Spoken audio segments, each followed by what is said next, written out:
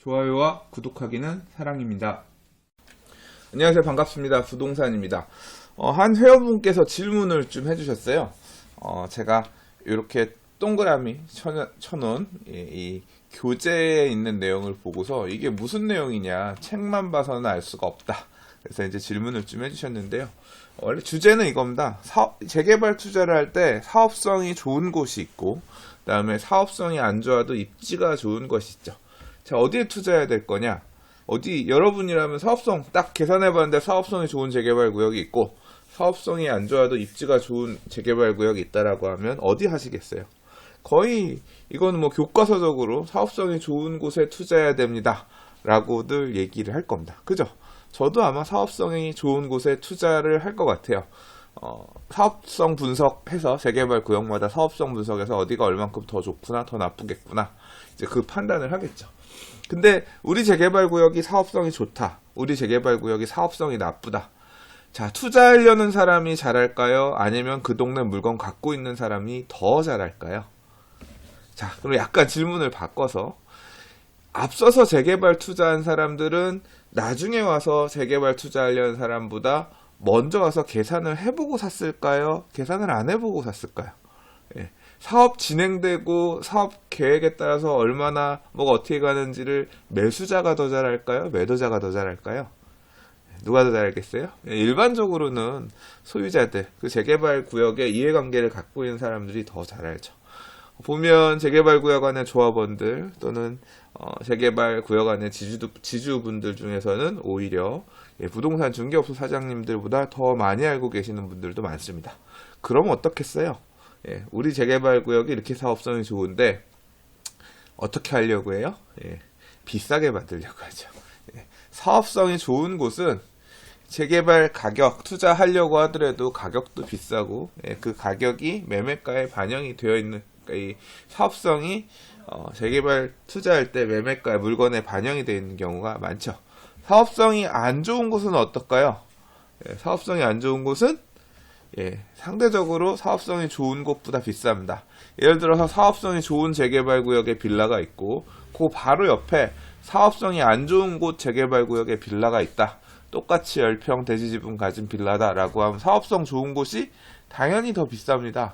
여기가 4억 하면 사업성 안 좋은 곳은 3억, 3억 5천 이런 식으로 가격이 차별화되어 나타나요. 즉 투자하는 입장에서는 결국은 골라서 사긴 사는 건데 사업성 좋은 곳을 하려면 더 주고 사야 된다는 거죠. 제가 경험적으로 보면요, 사업성이 좋은 재개발 구역은 그래도 순탄하게 재개발이 가는 편입니다. 우리가 이제 이 조합원들이 각각 얼마씩 추가 부담금을 내야 되는지, 그게 이제 결과가 나오는 시점이 관리처분계획 인가 단계입니다. 물론 이제 요새 지금 이제 앞으로 올해 2019년 2월 9일 날 도시 및 주거환경 정비법이 개정이 되면서 이제 앞으로 2018년 2월 9일 이후에 사업시행 인가를 접수하는 재개발 구역은 이 종전 자산에 대한 평가, 얼마 추가 부담금을 더 내고 아파트 분양 받을 건지에 대한 통보가 앞단에 분양 신청하는 시점으로 당겨지게 됐습니다. 그래서 좀 차이는 있지만 이제까지 했던 데들은 주로 이제 관리처분계획 인가 전에 관리처분계획을 수립할 때 이제 그 시점에 가서 당신은 얼마 정도 추가 부담금 낼 것 같아요, 이제 통보들을 해왔었거든요. 그 단계에 가면 사업성이 좋은 곳들은 그래도 스무스하게 넘어가는 경우들이 많습니다. 왜냐하면 사업성이 좋았기 때문에 추가 부담금이 그렇게 크지 않은 경우들이 많죠. 근데 이미 비싸게 주고 사와서 또 막상 또 그럼 그렇게 크게 남았냐? 그렇지 않은 경우들도 많이 있습니다. 근데 사업성이 안 좋은 경우들은 어떻게 되냐면 이렇게 추가 부담금을 많이 낼지 몰랐다 라고 생각하면서 소요가 발생하는 경우들이 많습니다. 그러니까 내 눈앞에 떨어진 이 추가 부담금, 확정된 추가 부담금이 결정된 이 부분을 받아들이지 못하는 경우들이 많이 생겨요. 그러면 이때 가서 이제 본격적으로 분쟁이 생기기 시작합니다. 어떤 분쟁이 생기냐면, 야, 이 조합이 일을 잘못했어. 앞에 이제까지 사업을 추진해왔던 그 앞단의 조합장이 일을 잘못해서 그런 거야. 만약에 내가 조합장 했으면 사업이 이렇게 파행으로 안 갔을 텐데 뭐가 문제가 있다 라고 하면서 이 새로운 추진 주체 비상대책위원회가 등장합니다. 추가 부담금을 줄이기 위한 비상 대책을 세워야 된다. 조합 니들은 나가라. 그래서 조합을 뒤집어 엎으려는 움직임들도 이 당시에 본격적으로 힘을 얻기 시작하고, 이 재개발구역의 조합원들도 그 얘기를 들어보면 뭔가 조합이 굉장히 큰 부정을 저지르고 잘못한 것 같아요. 그러면서 엎어지는 상황이 많이 나와요. 이 사업성이 안 좋은 재개발구역들 같은 경우는 이런 부분들이 조금 드러나게 되는데요. 자, 물론 절대적인 건 아닙니다. 비중으로 보면 사업성이 안 좋았던 재개발구역에 아무래도 추가부담금 문제 때문에 분쟁이 많이 생기더라. 뭐 이제 경험적으로 그런 경우가 더 많았더라 정도 말씀을 드리는 거고요. 자, 그래서 일반적으로 사업성이 좋은 곳에 투자하는 게 낫다. 뭐 그런 말도 맞습니다. 그런데 이제 이런 부분도 생각을 해봐야 돼요. 어떤 부분이냐면, 만약에 사업성이 좋은 곳이 있고 사업성이 안 좋은 곳이 있는데 재개발 사업 단계가 초기 단계라면 어떨까요? 그러니까 초기 단계라고 하면 우리가 이제 재개발 사업 추진 단계 공부할 때 구역 지정, 이거는 이제 서울시장님의 도장이 찍혀서 재개발 사업을 추진해도 됩니다라고 한 단계 넘어가는 거고, 이 구역 지정 받는 것 자체가 굉장히 힘들다 이제 말씀을 드렸고요. 그 다음에는 토지 등 소유자 4분의 3, 면적 2분의 1 이상의 동의를 얻어서 조합 설립을 해야 되는데, 이건 사업 추진 주체가 만들어지는 단계인데 이 단계도 굉장히 가기가 만만치 않다. 이게 4분의 3의 동의를 얻는다는 게 되게 쉬울 것 같지만 이해관계들이 되게 복잡해 있고, 특히 재개발구역 안에 추진 주체 간에 어떤 알력 싸움이 있다거나 내부적인 알력 싸움이 있다거나, 또는 재개발구역 안에 단독주택 가지신 분들, 큰 땅 가지신 분들, 아니면 상가주택 가지고 계신 분들, 월세 받는 상가 가지고 계신 분들, 이런 분들이 많은 재개발구역 같은 경우는 이 4분의 3을 받는데 굉장히 오래 걸리는 경우들도 많다. 그런 말씀도 드렸었고요. 특히 이 조합 설립 인가 요건 4분의 3 동의라는 게 반대로 돌아서 생각해보면, 재개발 사업에 반대하는 사람 30%만 똘똘 뭉쳐 있으면 절대 조합 설립 인가를 받을 수가 없고, 그 다음 단계로 갈 수가 없기 때문에 사업이 추진이 어려울 수 있다. 그 말씀을 드렸었어요. 자, 다시 생각해 볼게요. 초기 단계, 아직 조합 설립 인가를 받지 못한 초기 단계의 재개발구역, 구역 지정 전후라든가 구역 지정 이후에 조합 설립 인가를 받지 못한 상황이라고 하면 어디에 투자해야 될까? 그때도 사업성이 좋은 곳에 투자해야 되냐? 사업성이 좋은 곳에 물건이 대지집은 큰 단독주택이나 이런 것들이 싸게 나온 게 있다라고 하면 사도 좋지만, 반대로 사업이 못 가고 해제될 가능성, 그러니까 조합 설립을 하지 못하고 일몰제에 따라서 다음 단계로 넘어가지 못하면서 구역이 해제되거나 사업 추진이 안 되는 경우가 생길 수도 있어요.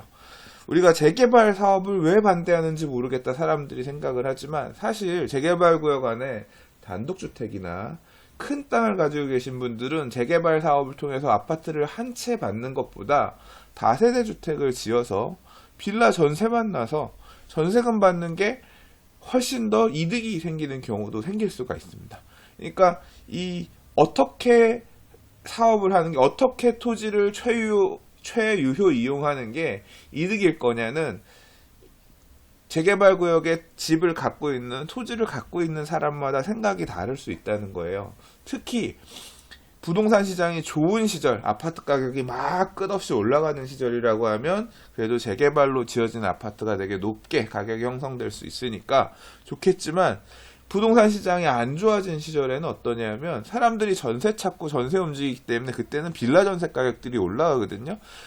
재개발로 아파트는 가격이 제한적인데, 아파트 가격 오르는 건 제한적인데, 오히려 빌라는 전세만 빼더라도 이득이 되는 경우들이 많이 생기기 때문에, 사실 지난 하락장에서, 그래서 이런 단독주택 갖고 계신 분들, 큰 땅 갖고 계신 분들이 사업성 좋은 재개발구역, 초기 단계의 재개발구역에 이 토지 등 소유자들이 구역을 해제해달라 요청해가지고 해제를 시켰던 사례들이 굉장히 많이 있습니다. 왜? 그분들 입장에서는 재개발하는 것보다 빌라 짓는 게 훨씬 이득이니까.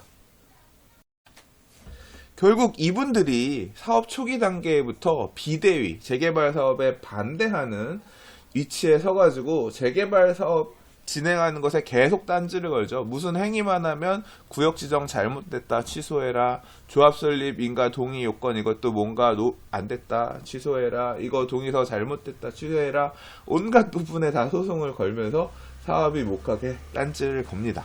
자, 사업성 좋은 곳의 딜레마, 어떤 이 약점이 그런 부분이에요. 사업성이 안 좋은 곳은 어떨까요? 사업성이 너무 안 좋은 곳. 사업성이 안 좋다는 얘기는 뭐예요? 재개발 구역 안에 빌라가 많은 곳. 서울 같은 경우는 다세대 주택, 빌라, 연립주택 이런 게 많은 재개발 구역이 사업성이 안 좋은 재개발 구역이라고 볼 수 있습니다.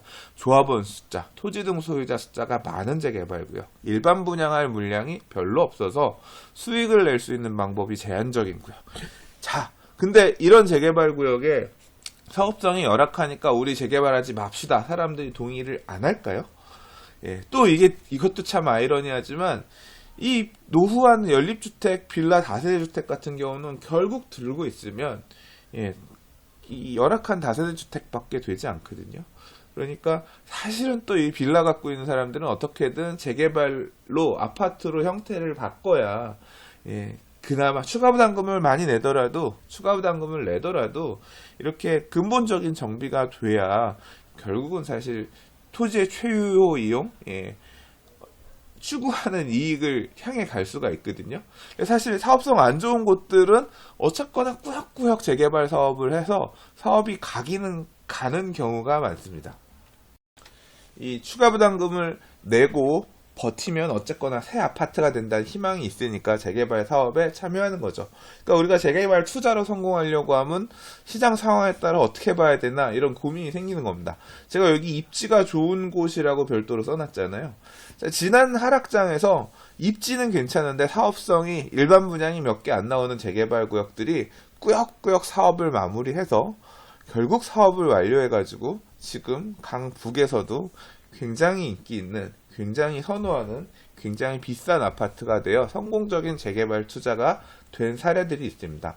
반면에 지난 하락장에 사업성은 너무 좋은 곳이었는데 재개발 사업 추진이 더디다가 하락장이 오니까 주인들 생각이 바뀌어서 우리는 재개발 안 가고 다른 형태로 사업하는 게 좋겠어요 라고 움직이면서 사업에 못 갔던 구역들이 있습니다. 자, 제가 이 뒤에서 설명하고 있자는 그림들이 그런 지역들에 대해서 비교를 해놓은 거예요. 좋아요와 구독하기는 사랑입니다. 자, 여기는 아현 뉴타운인데요. 이대역 앞에 여기가 염리 4구역이고요. 그 다음에 요 밑에 대흥역 앞에 여기가 염리 5구역입니다. 원래 아현 뉴타운은 이대역, 아현역, 애호개역, 공덕역, 대흥역까지 이렇게 지하철역이 둘러싸고 있는 넓은 면적이었는데요. 아현이 구역, 아현이 재건축 같은 구역은 굉장히 사업성이 그렇게 좋지 않은 구역이었어요. 일반 분양도 몇 개 없고 조합원들, 토지 등 소유자, 조합원들이 굉장히 많은 사업장이었습니다. 그런데 여기는 지금 이제 사업이 어쨌거나 꾸역꾸역 가서 사업이 진행이 되는데 사업성이 좋았던 역 주변에 역세권에 있는 염리 4구역이나 염리 5구역 같은 경우는 지난 하락장에 사업 추진 주체들이 만들어지지 않고 사업 추진이 되게 더뎠고 이 재개발 구역의 해제를 요청하는 주민들의 해제를 요청하는 토지 등 소유자의 요구가 있었기 때문에 구역들이 해제가 됐습니다. 그래서 염리 4구역, 염리 5구역은 아예 재개발 구역이 해제되었고요. 아현 뉴타운에 재척돼가지고 빠졌습니다. 지금은 아예 없어요. 그래서 완전히 빠져나갔어요. 물론 재추진을 요구하는 주민들이 현재 있기는 있습니다만 일단 현재는 기존에 갔던 이 아현 뉴타운 재정비 촉진 계획에서는 완전히 빠져있는 상황이기 때문에 다시 추진하려고 하면 여러 가지 절차를 거쳐서 가야 되는 상황이에요. 사실 그리고 구역이 해제되고 나서 염리 5구역 같은 경우는 그 안에 신축 빌라들도 들어서고 아까 얘기했던 주택 큰 집 갖고 있었던 분들 중에서 헐고 새로 집을 지어서 그런 형태로 이미 수익 실현을 하시는 그런 소유자들도 나오고 그랬죠. 자, 이 재개발 구역은 용산구 한남뉴타운입니다. 한남뉴타운은 굉장히 오래된 뉴타운이에요. 예, 아까 보셨던 아이언 뉴타운처럼 2003년 11월에 뉴타운 지정이 되는데 아이언 뉴타운은 사업이 거의 다 끝났어요. 지금 아이언 2구역까지 분양하면 거의 얼추 다 끝나는데 마지막 재개발 구역이었던 염리 3구역, 마포 프레스티지 자이까지 분양을 마쳤거든요. 그래서 아이언 뉴타운은 사업이 다 완료가 됐습니다. 근데 한남 뉴타운 같은 경우는 아직 분양에 나선 데가 하나도 없어요. 오늘 보니까 오늘 지금 2018년 11월 29일 오늘 보니까 한남 3구역이 요번에 이제 건축 심의 사업 시행인가 접수했다고 하더라고요. 가장 사업 속도가 빠른 게 그런 거고요. 아무튼 그런데 한남 뉴타운 안에서 요 한남 3구역이라고 하는 지역, 지금 이 연두색으로 표시되어 있는 이 지역 같은 경우는 사업성이 열악하다라는 형태의 어떤 평가를 많이 받아왔던 지역입니다.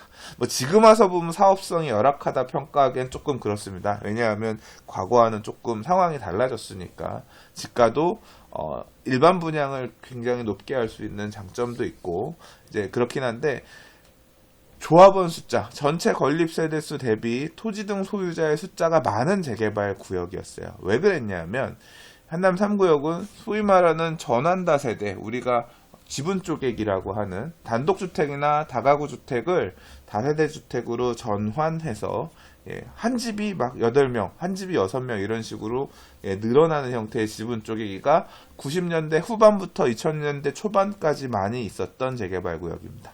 그래서 여기 가서 물건들 보면 전환다 세대 물건들이 되게 많아요. 20평형대를 받을 수 있는 물건이거든요.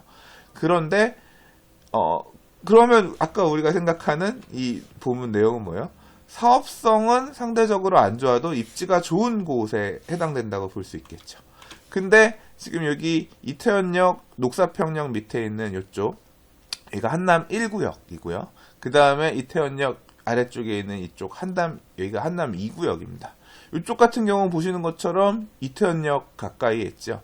그리고 상대적으로 이쪽은 지분 쪼개기나 이런 게 거의 없었기 때문에 이 동네 같은 경우는 지분 쪼개기나 이게 별로 없었기 때문에 조합원 숫자는 적었습니다. 그러니까 상대적으로 사업성이 좀 더 좋은 지역이라고 할 수 있었죠. 근데 어떻게 되냐면 이 이태원역 주변으로 여기가 이제 관광 특구가 있는 지역인데 이 밑에 쪽은 2000년대, 2010년 넘어오면서부터 상권이 굉장히 발달하기 시작했어요. 우리 흔히 얘기하는 경리단길이라든가 이런 데도 만들어지기 시작했고 도시 재생 사업 움직임들이 막 일어나기 시작했어요. 그 당시에 2010년도 막 그때부터 여기 길을 뚫는 작업을 했었는데요. 하면서 상권이 확 만들어졌고요.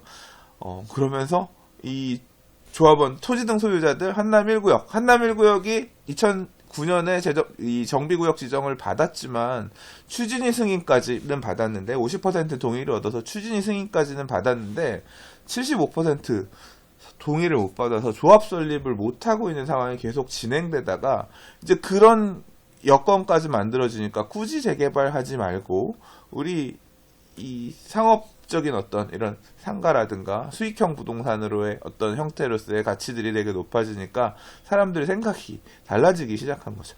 그래서 결국은 한남 1구역은 어떻게 됐느냐? 아까 보셨던 염리 4구역, 염리 5구역과 마찬가지로 한남 1구역 정비구역이 해제됐습니다. 그리고 재정비 촉진계획에서 완전 제척됐어요. 지금 빠져서 한남 재정비 촉진계획 때 보면 이 1구역 부지는 싹 빠져가지고 이렇게 나옵니다. 그러니까 사업성이 좋았던 재개발 구역인데 오히려 사업이 추진이 안 되고 제척되는 그런 상황이 된 거죠. 물론 투자하신 분들이 손해는 아닐 수 있어요. 왜냐하면 지금 가보시면 이제 이 동네 가보면 막 음식점도 많이 생기고 굉장히 재미있고 어떤 부동산으로서의 가치는 훨씬 더 올라갔을 수 있거든요.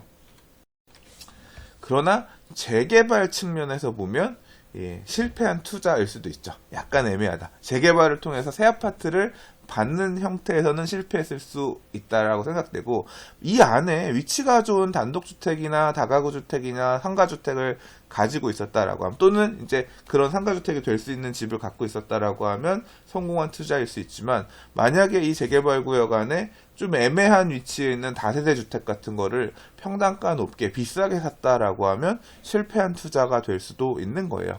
단독주택, 다가구 주택, 단독주택도 예를 들어 비싸게 구입했는데 어떤 상권이라고 하는 거는 길 하나 차이로 월세가 엄청나게 차이 날 수 있는 거기 때문에 이제 뭐 그런 물건에 따라서 또 좀 약간 실패한 투자가 될 수도 있는 사례가 나올 수 있었다는 거죠. 한편으로 이제 이태원 2구역 같은 경우도 상권이 이쪽만 만들어지는 게 아니라 이쪽 라인들도 만들어지거든요. 그래서 가보면 여기도 굉장히 핫하죠. 그러면서 이태원 2구역 쪽도 구역이 일부 축소되고 재척되고 하는 부분이 마찬가지로 있었어야 됐습니다. 결과적으로 보면 사업성이 상대적으로 조금 열악해도 토지 등 소유자가 많았던 한남 3구역 쪽이 오히려 재개발 사업 측면에서는 원하는 소기의 목적을 달성하는 모양새가 될 수 있었다. 될 수 있을 것 같다. 이제 그런 사례를 비교하기 위해서 이 그림을 보여드린 거고요. 자, 여기는 흑성 뉴타운의 사례인데요. 원래 흑성 뉴타운이 이렇게 크게 뉴타운이 있는데 2008년 9월 달에 흑석 재정비 촉진 계획을 수립했습니다. 네, 재정비 촉진 계획을 수립할 때 이제 촉진구역으로 지정한다고 해요. 촉진구역 지정한다는 게 결국 재개발구역 지정하는 겁니다. 그러니까 재개발 정비구역을 주택 재개발 정비구역을 지정하는 게 이제 촉진구역 지정하는 건데요. 이 1단계, 2단계, 3단계로 나눠서 사업이 빨리 갈 지역, 그 다음에 천천히 갈 지역, 일종의 여기는 좀 빨리 갈 것 같다 이런 단계별로 구분을 해놨습니다. 그래서 1단계 구역들 같은 경우는 제일 사업을 빨리 마무리해서 2012년, 12년 입주를 되게 마쳤고요. 1단계 사업장의 마지막이었던 곳이 요 흑석 8구역, 이 롯데캐슬 에듀포레로 내일부터 2018년 11월 30일부터 입주 시작합니다. 그 다음에 이제 2단계 사업구역이었던 곳이 요 흑석 7구역, 아크르 리버하임이 됐는데요. 흑석 7구역, 그 다음 흑석 9구역, 흑석 3구역. 그래서 흑석 3구역은 지금 이주하고 철거 준비하고 있습니다. 그래서 여기가 GS건설, 자이, 그 다음에 흑석 9구역은 올해, 작년에 사업 시행인가 받고 올해 시공사가 롯데건설로 지정이 됐죠. 그리고 이제 여기까지가 2단계 구역이었고요. 그 다음 여기 흑석역 쪽에 있는 요 라인, 여기가 이제 흑석 1구역이고요. 그 다음 여기 이쪽이 흑석 2구역입니다. 여기는 시장, 흑석 시장도 끼고 있고 이 중대병원 앞쪽에 보면 상권을 형성하고 있는 지역들입니다. 그래서 유동인구도 되게 많고 상가로서의 되게 가치도 높은 지역들이죠. 1구역하고 2구역 같은 경우. 여기가 3단계 구역이었습니다. 그러면 3단계 구역은 할 수 있으면 단계 구분을 하긴 했지만 빨리빨리 가는 데부터 먼저 재개발 사업 하게끔 해주겠다. 사실 이제 그런 내용이긴 했는데 어쨌거나 2008년 9월달 기준으로 바로 여기는 구역 지정을 받은 곳이기 때문에 다음 단계인 조합 설립을 하고 그 다음 사업시행인가 받아서 갈 수 있는 사업장이었는데 문제는 뭐냐면 아직까지 지금 조합 설립을 둘 다 하지 못했어요. 다음 단계로 진행이 안 됐다는 얘기죠. 그러니까 토지 등 소유자, 주민들 간의 재개발 사업 가기 위한 재개발하자 말자 찬반 투표에서 50% 이상 가자라는 거에 나오긴 했는데 아직 지금 조합 설립 인가까지는 가지는 못했습니다. 10년이 지났는데. 근데 지금 제가 표시하는 이 중대 앞쪽에 있는 요쪽, 그 다음에 이 주황색으로 표시되어 있는 여기 비계 지역이라고 하는 지역이거든요. 요 두 개 지역은 2008년 기준으로 볼 때 존치관리구역이라고 이쪽을 정했습니다. 그래서 이 비계 지역 같은 경우는 뭐냐면 2008년 9월 기준으로 재개발 사업을 할 수 있을 만큼 이 노후 불량 건축물 숫자가 된다거나 정비구역 지정을 할 수 있는 요건이 되지 않았기 때문에 일단 존치관리구역으로 유지하면서 추후에 이 노후도라든가 이런 게 맞으면 재개발 사업을 하겠다 이런 식으로 남겨놨던 곳이고 이 존치관리 2구역 이쪽 같은 경우는 여기가 존치관리 1구역이었나 보다. 이쪽 같은 경우는 이제 별도의 지구단위 계획을 수립해서 관리하겠다. 뭐 이런 쪽이었습니다. 그러니까 2008년 9월 기준으로는 흑석 1구역, 2구역 쪽이 사업 속도가 더 빨랐던 지역이죠. 근데 여기는 주민들의 동의가 만들어지지 않으면서 왜 동의가 만들어지지 않았겠어요? 큰 물건들 또는 수익형 물건들, 흑석 1구역 같은 경우도 보면 조합원 수가 숫자가 별로 없거든요. 예, 대부분 다가구 주택들이에요. 월세 받는, 역 바로 앞에 있는 월세 받을 수 있는 집들 또는 상가 월세 받을 수 있는 건물들, 그런 거 가진 사람들이다 보니까 조합 설립하는데 상대적으로 별로 참여가 많이 이루어지지 않았던 거죠. 10여 년간. 또 하락장도 있었고. 그러면서 사업이 정체됐던 반면에 이 비기의 지역 같은 경우는 입지가 상대적으로 사실 이제 이 강남 반포 나가고 그런 입지는 되게 좋아요. 근데 이 뒤쪽에 허달 산이 있어서 지형 자체가 좀 언덕으로 올라가는 지형이기도 하고, 이쪽에 보면 협동주택이라 그래서 그러니까 한 집에 여러 사람들이 갖고 있는 그런 형태의 주택이나 다세대 주택들이 덜어 있었거든요. 그러니까 상대적으로 이 1구역, 2구역에 비해서는 사업성이 떨어지는, 상대적으로 이제 그런 입장이었던 거죠. 뭐 예상하시는 대로입니다. 여기는 2012년에 정비구역 지정을 받았어요. 그리고 지금 조합 설립도 당연히 했고, 그다음 사업 시행 인가를 지금 준비하고 있는 상황입니다. 여기는 아직, 그러니까 어떻게 보면 사업 속도가 역전됐다고 해야 되나? 여기는 조합 설립 벌써 했고 여기는 아직 못했으니까. 결국 무엇이 이런 차이를 갈랐는가? 좋아요와 구독하기는 사랑입니다. 다시 돌아보면 이래요. 사업성이 조금 더 안 좋은 게 재개발 사업이 본격적으로 가는 측면에서는 좀 더 유리할 수도 있다. 가격만 싸게 살 수 있다라고 하면, 사업성이 좋은 곳에 비해서 가격만 싸게 살 수 있다라고 하면 이쪽에 하는 투자도 나쁜 투자가 아닐 수 있다. 사업성이 좋은 곳에 투자해서 바라보다가 구역이 해제되는, 또는 주민들의 동의가 만들어지지 않아서 사업이 다음 단계로 진행하지 못하면서 오랫동안을 시간을 낭비하는, 허비하는 그런 사례가 지난 지난 흐름 가운데 있었다. 그 얘기를 하기 위해서 만든 PPT입니다. 자, 정리되셨죠? 투자의 정답이 어디 있겠습니까? 이런 경우도 있고 저런 경우도 있다. 참고하셔서 성공적인 투자에 보탬이 되셨으면 좋겠습니다. 감사합니다. 부동산이었습니다. 좋아요와 구독하기는 사랑입니다.